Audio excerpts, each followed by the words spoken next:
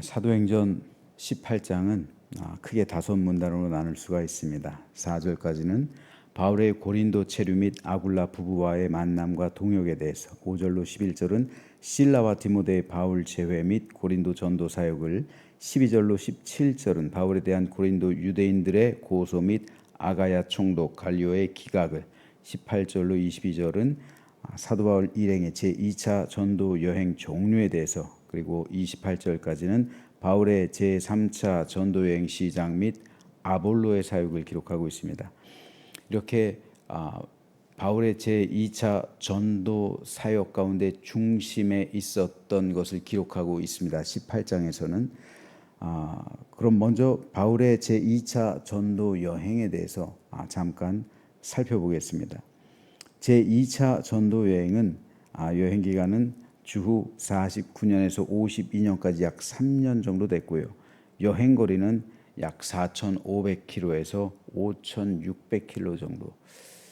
그러니까 여기서 굉장히 먼 거리죠. 동남아 아시아를 넘어서 가는 그 거리를 왔다 갔다 왕복했던 것을 볼 수가 있습니다. 동역자는 실라, 디모데, 누가였고요.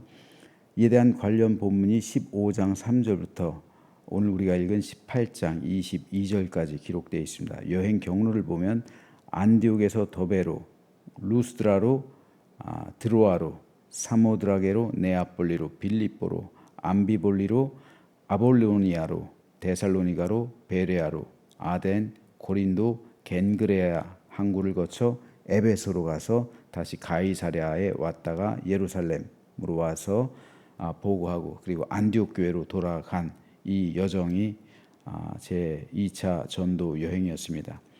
이 제2차 전도 여행 때 주로 있었던 사건들을 보면요, 마게도냐인의 환상을 보고 드로아에서 마게도냐로 건너왔습니다. 즉 유럽에 복음이 전해지기 시작한 거예요. 그리고 빌립보, 데살로니가, 베레아에 복음을 전했습니다. 그리고 아덴의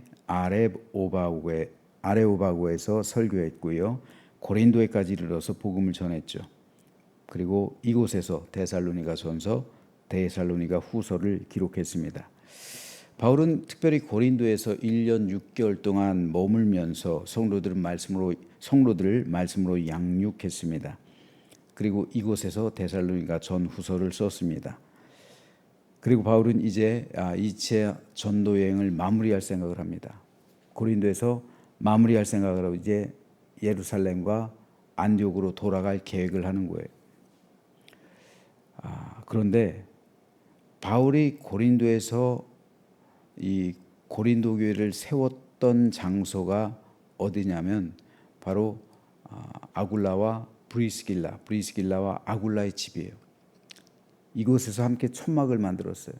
함께 천막을 만드는 일을 하면서 바울이 낮에는 일을 하고 저녁에는 성경을 강의했단 말이죠.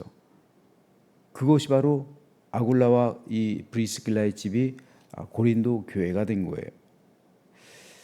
그런데 바울이 이제 그곳을 떠나가면서, 그러니까 바울은 고린도에 있을 때 브리스길라와 아굴라의 집에서 함께 숙식한 거예요. 그러니까 이 집주인은 브리스길라와 아굴라였고 바울에게 방을 내주었고, 그리고 자신의 집을 내어줘서 초대교회로 만들었고, 바울이 떠나갈 때 이들도 함께 떠나가는 거예요.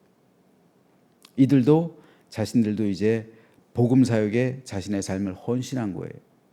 그러니까 고린도에 머물지 않고, 원래 이들은 고린도에서 터를 잡고 있었는데 바울이 떠나니까 바울과 함께 전도여행을 시작하는 거예요. 자신을 하나님께 드린 겁니다. 자, 그런데 이 브리스길라와 아굴라에게 바울은 에베소에서 에베소 교회를 시작해요. 그래서 에베소 교회를 부탁해요. 그리고 바울만 다시 예루살렘으로 가서 안디옥으로 갔다 다시 3차 전도여행 때 에베소에 가는 거예요. 그때까지 에베소 교회 이 브리스길라와 아굴라 부부에게 부탁을 했던 겁니다. 그런데 브리스길라와 아굴라 부부에게 있어서 특이한 점은 항상 아내 이름이 먼저 나온다는 거예요. 당시 세계에서 아내 이름을 남편 이름보다 먼저 쓰는 것은 상당히 이례적입니다. 당시 유대인들은 여자들을 숫자에도 포함시키지 않았어요. 회당에서 남자와 여자의 자리는 구별되어 있어요. 심지어는 성전에서도 구별되어 있어요. 이런 시대 아내들이 이름이 잊혀지기는커녕 오히려 남편보다 앞서서 아내 이름을 부른다는 것은 굉장히 이례적인 거예요. 뭔가 있는 겁니다. 이에 관한 학자들이 연구를 했어요. 그래서 의견이 분분하죠. 알 수가 없어요. 확실한 건. 그런데 몇몇 학자는 아마도 브리스길라를 헬라 귀족 출신 여인으로 여깁니다. 그래서 본도 출신의 평민이었던 아굴라를 만나서 결혼했을 것으로 추정해요.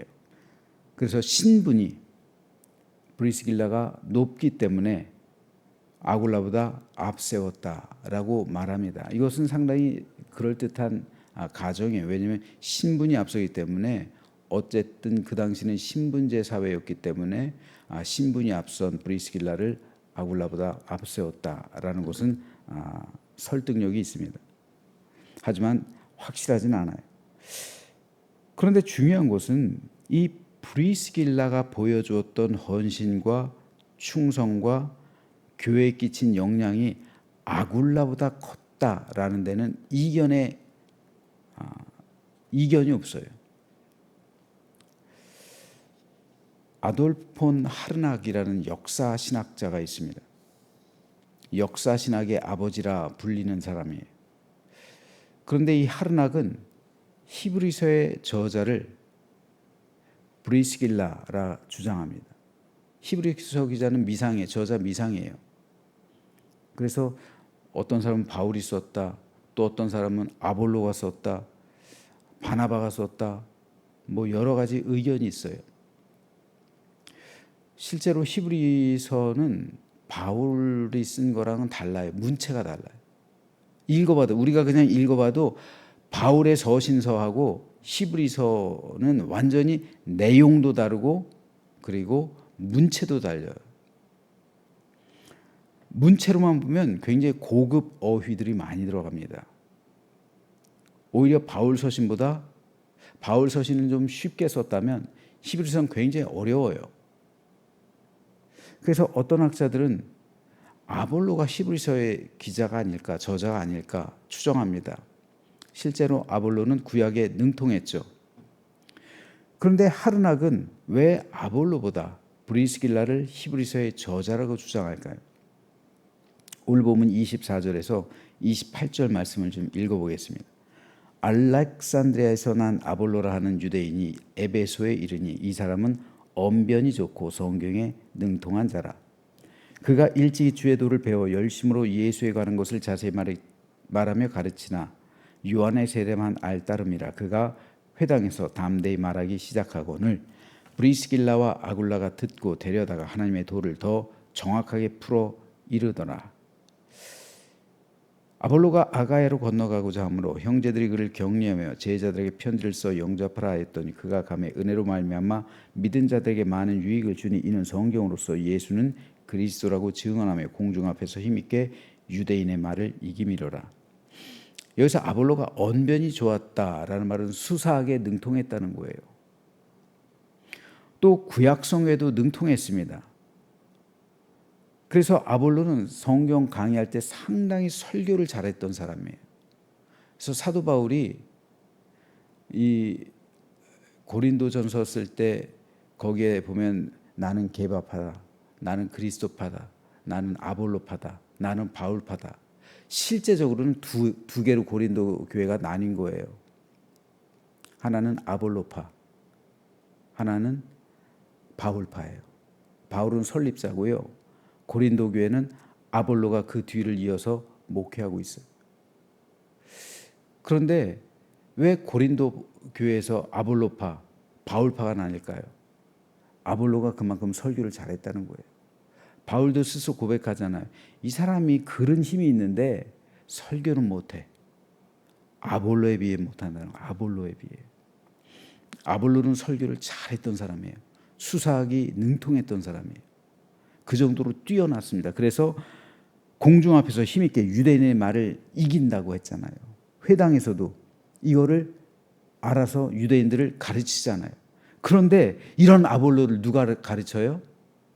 예수께서 그리스도라는 사실을요. 브리스길라와 아굴라. 특별히 브리스길라요.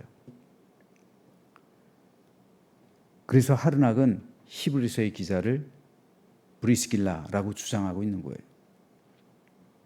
그런데 이런 것들보다 더 중요한 것은 브리스길라와 아굴라 부부가 복음을 위해서 자신의 삶을 헌신했다는 거예요. 그들은 안정된 삶을 포기했습니다. 고린도에 있었던 집, 재산, 직업 다 포기했어요. 다 포기하고 바울을 따라 바울의 동역자로 선교 여행에 따라 나가는 거예요. 하지만 바울이 가는 길은 순탄한 길이 아니에요.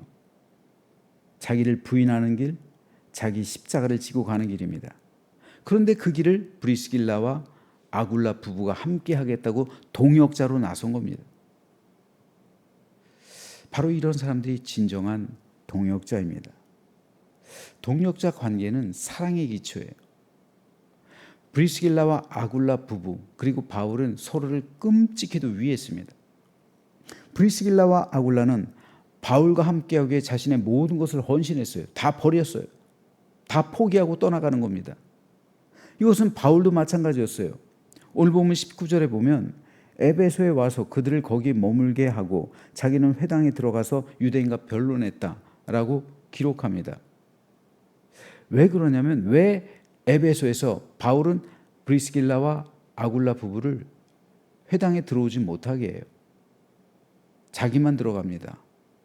왜 그랬을까요? 혹시라도 회당에서 좋지 않은 일이 벌어질까 봐. 복음을 증거하다가 데살로니가에 있었던 그 일들, 루스드라에 있었던 그 일들, 루스드라는 또 거리도 멀지 않죠. 에베소에서. 그 일이 자기에게 미치면은 내가 돌로 맞아 죽을 수도 있는 문제예요. 그런데 브리스길라와 아굴라 부부는 보호해야죠. 그래서 회당에 못 들어오게 한 거예요. 자기 자신만 들어간 겁니다. 그리고 에베소 교회를 부탁하고 있는 거예요. 바로 이겁니다. 이들을 보호하기 위해서죠. 브리스길라와 아굴라는 바울을 위해 모든 것을 포기하고 함께 떠나기로 결단했고 또 바울은 이런 브리스길라와 아굴라 부부를 보호하기 위해서 애썼습니다. 이게 바로 사랑과 희생의 관계입니다. 서로를 위하고 서로를 아껴주며 보호해주는 그런 교회와 그런 성도의 관계 참으로 감동적이고 감격적입니다. 이런 교회라면 하나님의 마음을 움직이고 주님의 뜻에 합한 거예요. 이런 교회는 사탄이 이길 수 없어요. 여러분 사탄이 이기지 못하는 게 몇 가지 있습니다. 예수 그리스도의 이름의 권능 이거 못 이겨요. 교회는 예수 그리스도의 이름의 권능으로 사탄을 꾸짖을 수 있습니다. 그래서 이길 수 있어요. 두 번째는 성도의 사랑이에요. 성도의 사랑, 그 안에 누리는 감사, 이거는 사탄이 이길 수가 없어요. 그래서 속담에 감사가 넘치는 곳은 사탄이 씨를 뿌릴 수 없다고 해요. 그런 속담이 있습니다. 그런 유대 격언이 있어요. 감사함이 넘치는 곳, 사랑으로 가득한 곳은 사탄이 씨앗을 뿌리질 못해요. 이것은 이런 교회는 사탄의 모든 권세를 이겨내는 교회예요. 여러분 한번 보세요. 그런 교회는요 사랑으로 충만해요. 그런데 그렇지 않은 교회는요 분열되죠. 갈등, 서로 이간질, 서로 분리됨, 그래서 상처받고 서로를 비난하고 안 좋은 점만 바라보고 이런 교회는요 사탄이 씨앗을 뿌리기가 편해요. 그리고 그 열매를 거두고 교회가 결국은 분열됩니다. 그렇다면 저와 여러분의 관계는 어떤 관계일까요? 바울과 브리스길라와 아굴라 부부처럼 이런 아름답고 행복한 동역자 관계일까요? 저는 이런 교회가 되기를 소망합니다. 그리고 여러분과 여러분 사이도 이런 아름답고 복된 동역자 관계가 되기를 소망합니다. 이런 교회가 돼야죠. 이런 교회를 이루어야죠. 그래야 우리가 하나님 나라에 이르러서도 영원히 서로 사랑하고 서로를 섬기고 기쁨으로 우리가 영생 복락을 누리게 되는 거죠. 그래서 저와 여러분 그리고 여러분과 여러분의 관계가 참된 동역의 관계가 돼서 서로 친밀하고 서로 사랑하며 서로 기쁨을 나누고 서로 함께하며 감사와 축복을 나누는 천국 공동체를 이루어서 생명과 구원의 길을 함께 걸어가는 우리 모두가 되시기를 주님의 이름으로 축원합니다.